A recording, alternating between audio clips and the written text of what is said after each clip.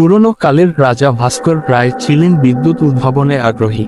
তার রাজবাড়িতে স্থাপন করেছিলেন গ্রামবাংলার প্রথম বিদ্যুৎ জেনারেটর 1000 ওয়াট ক্ষমতা। কিন্তু এক রাতে রাজাকে বিদ্যুতের শক খেয়ে মৃত অবস্থায় পাওয়া যায় জেনারেটর রুমে। সেই থেকে শুরু হয় ভয়াবহ ঘটনা। রাজা মৃত্যুর পর তার আত্মা বিদ্যুৎ চালিত শক্তিতে রূপ নেয়।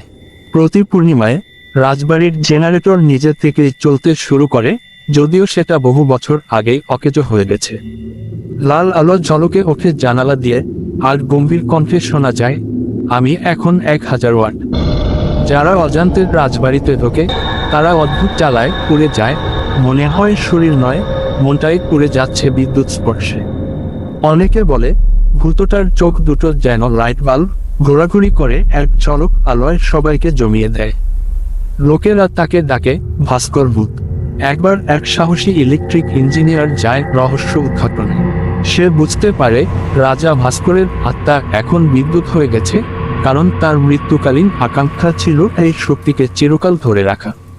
ইঞ্জিনিয়ার বহু কষ্টে সেই জেনারেটর ভেঙে ফেলে, তবুও শেষ রাতে দেখা যায় 1000 ওয়াটের আলো আবার জ্বলে উঠেছে। ভাস্কর ভূত এখন আর পুরনো রাজবাড়ির সেই জেনারেটরে আটকে নেই।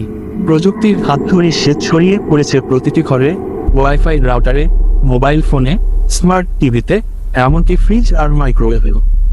1000 ওয়াটের সেই বিদ্যুৎ এখন ঘুরে বেড়ায় অদৃশ্য তরঙ্গে। কোথাও একবারেই লোড বাড়লেই জ্বলে ওঠে বাতি, কেঁপে ওঠে পর্দা, ঠান্ডা বাতাস বইতে থাকে, আর কেউ একজন ফিসফিস করে বলে, আমি এখন 1000 ওয়াট, তোমার পাশে।